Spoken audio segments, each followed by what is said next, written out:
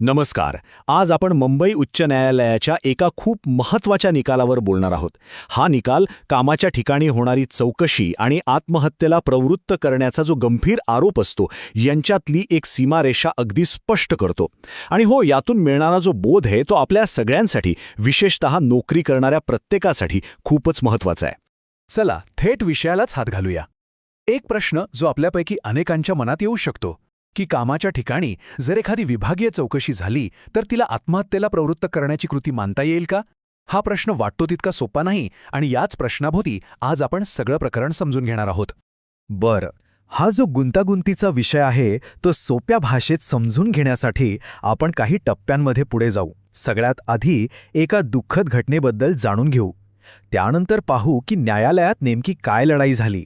मग न्यायालय या निर्णयापर्यंत कसं पोहोचलं याचं विश्लेषण करू आणि शेवटी या सगळ्यातून आपल्यासाठी कायदेशीर धडा कोणता आहे हे पाहू. चला तर मग सुरुवात करूया त्या मूळ घटनेपासून. ही खरी घटना आहे ज्यामुळे उच्च न्यायालयाला हा इतका महत्त्वाचा निकाल द्यावा लागला. तर या प्रकरणाच्या केंद्रस्थानी आहेत शिवाजी भाऊराव गाडे. ते एका आश्रमशाळेत शिक्षक होते. त्यांच्यावर एक विभागीय चौकशी झाली आणि त्यानंतर त्यांनी आत्महत्या केली आणि याच दुःखद घटनेमुळे संपूर्ण कायदेशीर प्रक्रिया सुरू झाली. आता हे सगळं कधी आणि कसं घडलं तो घटनाक्रम समजून घेऊया, म्हणजे चित्र अधिक स्पष्ट होईल. 31 डिसेंबर 2010 रोजी एक घटना घडली. त्यानंतर श्री गाडे यांच्यावर गैरवर्तनाचा आरोप ठेवून तक्रार दाखल झाली. जानेवारी-फेब्रुवारी 2011 मध्ये त्यांच्यावर विभागीय चौकशी बसली, ज्यात ते दोषी आढळले आणि शिक्षा म्हणून त्यांची पगारवाढ थांबवण्यात आली. मग 24 फेब्रुवारी 2011 रोजी श्री गाडे यांनी आत्महत्या केली आणि त्यानंतर 4 मार्च 2011 रोजी त्यांच्याच काही सहकाऱ्यांविरुद्ध आत्महत्येला प्रवृत्त केल्याचा FIR दाखल झाला. आता प्रकरण न्यायालयात पोचलं. इथे दोन बाजू होत्या. एकीकडे फिर्यादी पक्ष आणि दुसरीकडे बचाव पक्ष. न्यायालयात काय युक्तिवाद झाले हे पाहणं महत्त्वाचं आहे. फिर्यादी पक्षाचं म्हणणं होतं की ही तक्रारच मुळात एक कट होता आणि त्यात चौकशीमुळे झालेल्या अपमानामुळे गाडे यांनी आत्महत्या केली. आरोपींचा हेतूच त्यांना मानसिक त्रास देण्याचा होता. याच्या अगदी उलट बचाव पक्षाने युक्तिवाद केला की त्यांनी जे काही केलं ती एक कायदेशीर प्रक्रिया होती. इतकंच नाही तर मृताने स्वतः आपली चूक मान्य केली होती आणि त्यांना आत्महत्येसाठी प्रवृत्त करण्याचा त्यांचा कोणताही हेतू नव्हता. बरं, दोन्ही बाजू ऐकल्यानंतर न्यायालयाने कायद्याच्या चौकटीत राहून पुराव्यांचं विश्लेषण कसं केलं ते आता पाहूया. आणि खरं सांगायचं तर हा या प्रकरणाचा सगळ्यात महत्त्वाचा भाग आहे. न्यायालयाने खूप महत्त्वाचं निरीक्षण नोंदवलं. त्यांनी स्पष्ट केलं, केवळ लाज किंवा अपमान वाटला म्हणून त्याला आत्महत्येला प्रवृत्त केलं असं म्हणता येणार नाही. त्यासाठी काहीतरी अधिक गंभीर गोष्ट घडलेली असायला हवी. म्हणजे बघा, आत्महत्येला प्रवृत्त केल्याचा आरोप सिद्ध करण्यासाठी खूप भक्कम पुरावा लागतो. केवळ भावनिक त्रास झाला हा दावा पुरेसा नाही. मग प्रश्न येतो की कायद्यानुसार आत्महत्येस प्रवृत्त करणे म्हणजे नक्की काय? तर भारतीय दंड संहितेच्या कलम 306 नुसार हे सिद्ध करण्यासाठी 3 पैकी एक गोष्ट सिद्ध व्हावी लागते. एकतर आरोपीने त्या व्यक्तीला आत्महत्येसाठी उत्तेजन दिलं पाहिजे किंवा कट रचला पाहिजे किंवा मग जाणीवपूर्वक मदत केली पाहिजे. यापैकी काहीतरी घडलं असेल तरच हा गुन्हा सिद्ध होतो. चला आता आपण हे पाहूया की न्यायालय या निर्णयापर्यंत पोहोचलं कसं. त्यांनी कोणत्या पुराव्यांच्या आधारावर फिर्यादी पक्षाचा दावा फेटाळून लावला हे जाणून घेणं खूप इंटरेस्टिंग आहे.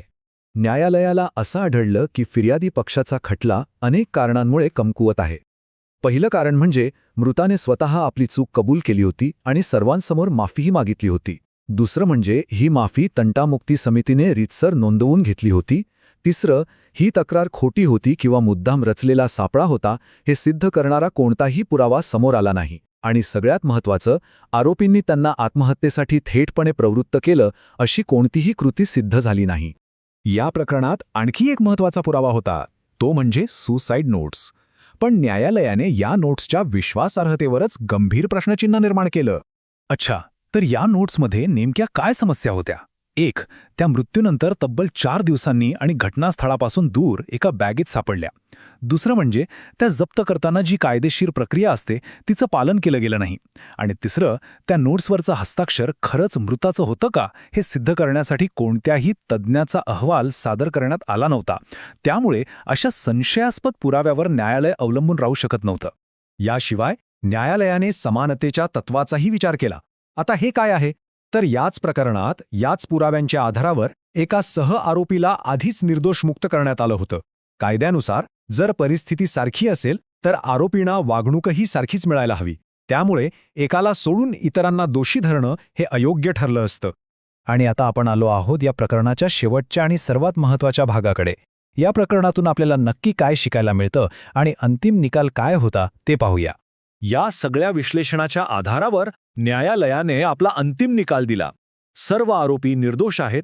न्यायालयाने त्यांच्यावरचा खटला रद्द केला आणि त्यांना सर्व आरोपातून पूर्णपणे मुक्त केलं.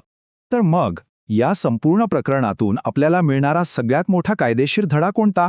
तो हा आहे की एखादी कायदेशीर शिस्तभंगाची प्रक्रिया, जसं की विभागीय चौकशी, जरी एखाद्या व्यक्तीसाठी खूप त्रासदायक किंवा अपमानजनक असली तरी कायद्याच्या नजरेत तिला आत्महत्येला प्रवृत्त करणे असं म्हणता येत नाही. त्यासाठी आरोपीची सक्रिय आणि थेट कृती सिद्ध होणं खूप गरजेचं असतं.